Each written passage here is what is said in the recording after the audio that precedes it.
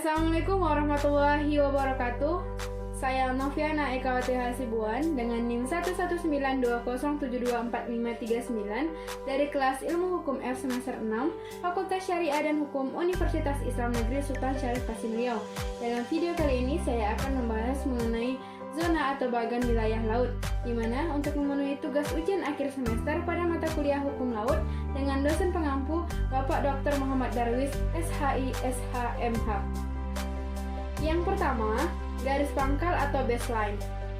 Pengertian garis pangkal menurut UNCLOS 1982 merupakan suatu garis awal yang menghubungkan titik-titik terluar yang diukur daripada kedudukan garis air terendah, di mana batas-batas ke arah laut seperti laut teritorial dan wilayah yurisdiksi laut lainnya.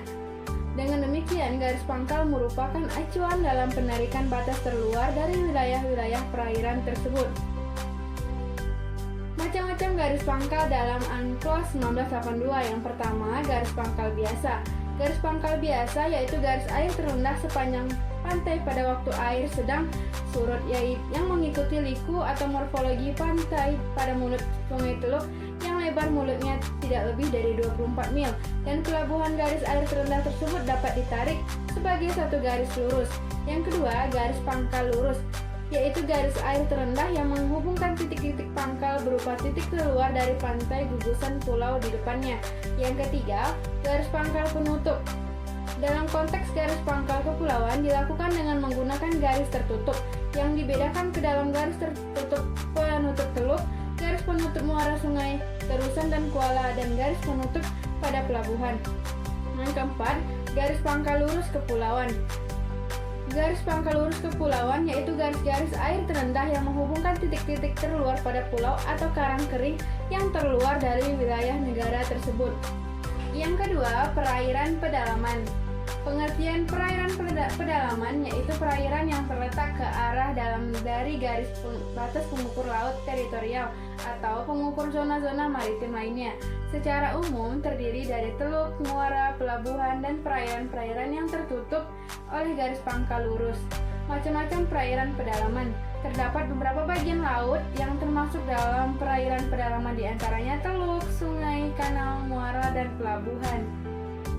Tata cara pengukuran perairan pedalaman. Yang pertama, perairan pedalaman adalah perairan yang ditutup oleh garis dasar penutup teluk, muara, pelabuhan, dan garis-garis dasar yang menutup lekukan di pantai sampai 100 mil laut dan maksimum 125 mil laut. Yang kedua, dengan kata lain, perairan pedalaman adalah bagian dari laut yang berada ke arah daratan dari garis dasar kepulauan. Yang ketiga, perairan kepulauan adalah perairan yang ada dalam wilayah negara kepulauan, disebut juga perairan Nusantara. Perairan kepulauan dibatasi oleh garis-garis perairan pedalaman. Perairan kepulauan adalah suatu kesatuan wilayah kedaulatan negara bersama ruang udara di atasnya atau tanah serta di bawah tanah. Adapun prinsip-prinsip perairan pedalaman, yang pertama, wilayah suatu negara merupakan unsur utama dalam pembentukan negara. Untuk itu, penentuan suatu negara didasarkan pada norma hukum internasional yang berlaku. Yang kedua, di perairan pedalaman, kapal-kapal dagang memiliki hak untuk masuk dan berkedaulatan penuh dimiliki oleh negara pantai yang bersangkutan dalam prakteknya. Hak untuk masuk dan keluar pelabuhan dapat dilakukan berdasarkan perjanjian bilateral antara negara pantai dan negara bendera yang bersangkutan atau menurut Konvensi tentang Pelabuhan tahun 1923. Yang ketiga, negara pantai memiliki kedaulatan penuh pada perairan pedalaman, sehingga tidak terdapat hak in not send passage bagi kapal-kapal asing, sebagaimana yang terdapat pada laut teritorial dan juga diatur dalam pasal 211 ayat 3. Yang ketiga, perairan kepulauan. Negara kepulauan yaitu negara yang seluruhnya terdiri dari satu atau lebih kepulauan, dapat mencakup pulau-pulau lainnya. Negara kepulauan adalah suatu gugusan pulau termasuk bagian pulau, perairan, dan wujud alami lainnya yang saling berhubungan satu sama lainnya dengan erat, sehingga membentuk kesatuan geografi, ekonomi, dan politik. Negara kepulauan berdaulat penuh atas perairan kepulauannya, tanpa memperhatikan kedalaman atau jarak dari pantai, dan kedaulatan penuh tersebut meliputi ruang udara di atas perairan kepulauan, juga dasar laut dan tanah di bawahnya, dan sumber kekayaan yang terkandung di dalamnya. Perairan kepulauan merupakan sebelumnya tunduk pada rezim laut lepas, Tetapi setelah berlakunya UNCLOS 1982 sejak tanggal 16 November 1994, maka perairan kepulauan tunduk pada rezim kedaulatan penuh negara kepulauan. Yang keempat ada laut teritorial. Laut teritorial atau perairan teritorial adalah wilayah kedaulatan suatu negara pantai, wilayah daratan, dan perairan kedalamannya. Sedangkan bagi suatu negara kepulauan seperti Indonesia, Jepang, dan Filipina, laut teritorial meliputi pula suatu jalur laut yang berbatasan dengan perairan kepulauannya, dinamakan perairan internal. Termasuk dalam laut teritorial, pengertian kelautan ini meliputi ruang udara di atas laut teritorial serta dasar laut dan tanah di bawahnya. Dan kedaulatan atas laut teritorial dilaksanakan dengan menurut ketentuan Konvensi Perserikatan Bangsa-Bangsa tentang Hukum Laut. Laut teritorial Indonesia. Laut teritorial sebesar 12 mil yang diukur dari garis pangkal kepulauan mengelilingi Kepulauan Indonesia, perairan Nusantara yang terletak di antara pulau-pulau beserta dasar laut yang ada di dalamnya. Laut teritorial adalah perairan sebesar 12 mil diukur dari garis pangkal kepulauan di mana Indonesia memiliki kedaulatan penuh atas wilayah laut, dasar laut, subsoil, dan udara yang di atasnya. Berikut sumber daya alam yang terkandung di dalamnya.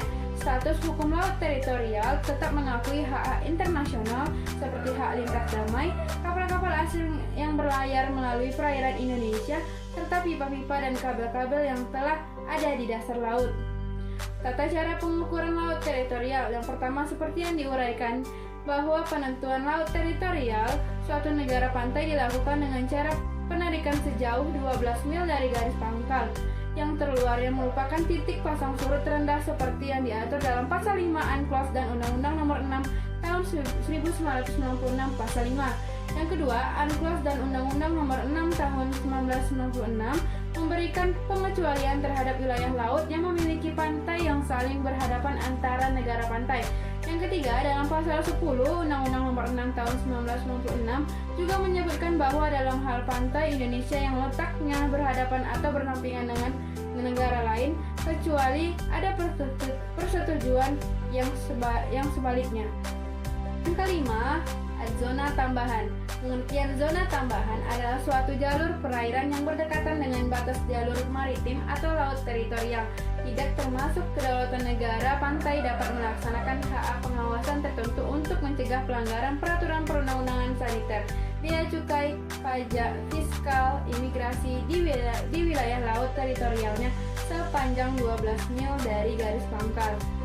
Kemudian, tata cara pengukuran zona tambahan. Yang pertama, di dalam ayat 2 ditegaskan tentang lebar maksimum zona tambahan tidak boleh melampaui 12 mil laut diukur dari garis pangkal.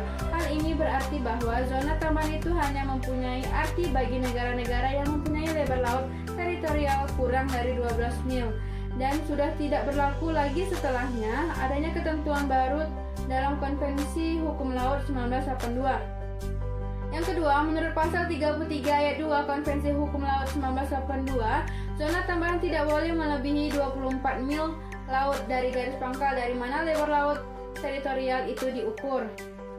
Zona tambahan Indonesia, Undang-Undang Nomor 43 Tahun 2008. Zona tambahan Indonesia adalah zona yang lebarnya tidak melebihi 24 mil laut yang diukur dari garis pangkal dari mana lebar laut teritorial itu diukur. Untuk melaksanakan pengawasan di zona tambahan yang diperlukan untuk mencegah pelanggaran dan menghukum pelanggar peraturan perundang-undangan di bea cukai, fiskal, imigrasi, atau saniter di dalam wilayah negara atau laut teritorial. Yang keenam, ada zona ekonomi eksklusif. Zona ekonomi eksklusif atau ZEE adalah suatu batas wilayah yang ditetapkan sepanjang 200 mil dari pangkalan wilayah laut. Di sana negara mempunyai hak atas kekayaan alam yang ada di dalamnya, berhak memanfaatkan dan juga memberlakukan seluruh kebijakan hukum, serta mempunyai kebebasan bernavigasi dan terbang di atas wilayah tersebut. Prinsip-prinsip dalam zona ekonomi eksklusif. Di dalam melaksanakan hak-hak memenuhi kewajibannya berdasarkan konvensi ini dalam zona ekonomi eksklusif, negara pantai harus memperhatikan sebagaimana mestinya hak-hak dan kewajiban negara lain dan harus bertindak dengan suatu cara sesuai dengan ketentuan konvensi ini. Hak-hak yang tercantum dalam pasal ini berkenaan dengan dasar laut dan tanah di bawahnya harus dilaksanakan sesuai dengan bab 6. Selain itu, dalam pasal 61 angka 1 UNCLOS berbunyi, negara pantai harus menentukan jumlah tangkapan sumber kekayaan hayati yang dapat diperbolehkan dalam zona ekonomi eksklusifnya. Berkaitan dengan pengawasan di wilayah zona ekonomi eksklusif, pasal 73 angka 1 UNCLOS mengatur yurisdiksi negara pantai sebagai berikut. Negara pantai dapat melaksanakan hak berdaulatnya untuk melakukan eksplorasi, eksploitasi, dan konversi dan pengelolaan sumber kekayaan hayati di zona ekonomi eksklusif. Mengambil tindakan demikian, termasuk menaiki kapal, memeriksa, menangkap, dan melakukan proses peradilan, sebagaimana yang diperlukan untuk menjamin ditaatinya peraturan perundang-undangan yang ditetapkan sesuai dengan ketentuan konvensi ini. Zona ekonomi eksklusif Indonesia. Pengukuran atas zona ekonomi eksklusif ini dilakukan saat air laut berada dalam keadaan yang sedang surut. Batas zona ekonomi eksklusif Indonesia sendiri baru secara resmi diberlakukan pada tahun 1980. Aturan ini pun mencakupi seluruh hak permintaan Indonesia dalam mengatur segala bentuk aktivitas eksploitasi yang ada pada sumber daya alam di dalam permukaan, di dasar, serta di bawah laut, serta hak dalam melakukan penelitian sumber daya hayati ataupun sumber daya laut lain yang ada di dalamnya. Bebas. Pengertian laut lepas adalah semua bagian laut yang tidak termasuk dalam zona ekonomi eksklusif, laut teritorial atau perairan pedalaman suatu negara atau dalam perairan kepulauan suatu negara kepulauan. Hakikatnya, laut lepas dapat digunakan untuk tujuan damai dan tidak ada satu negara pun yang berwenang menerapkan kedaulatan di atas wilayah laut lepas. Prinsip laut lepas. Prinsipnya, setiap negara memiliki kebebasan di laut lepas yang mencakup kebebasan berlayar, kebebasan penerbangan, kebebasan memasang kabel dan pipa di bawah laut, kebebasan membangun pulau buatan berdasarkan hukum internasional, kebebasan untuk menangkap ikan berdasarkan hukum internasional, kebebasan untuk melakukan riset ilmiah berdasarkan hukum internasional. Adapun asas dasar laut lepas, yang pertama, rel nullus, yaitu bahwa laut lepas adalah bebas karena tidak ada yang memilikinya. Yang kedua, res communis, bahwa laut lepas adalah milik bersama, karena itu negara-negara bebas menggunakannya. Yang ketiga, sebagian dari domain publik internasional, sifat kegunaan laut dapat digunakan untuk kepentingan bersama masyarakat internasional. Adapun larangan yang terdapat di laut lepas mengangkut budak belian sesuai dengan pasal 99, setiap negara harus mengambil tindakan efektif untuk mencegah dan menghukum pengangkutan budak belian dalam kapal yang diizinkan untuk mengibarkan benderanya dan untuk mencegah pemakaian tak sah benderanya untuk keperluan itu. Setiap budak belian yang melarikan diri ke atas kapal manapun, apapun benderanya, akan ipso facto memperoleh kemerdekaan.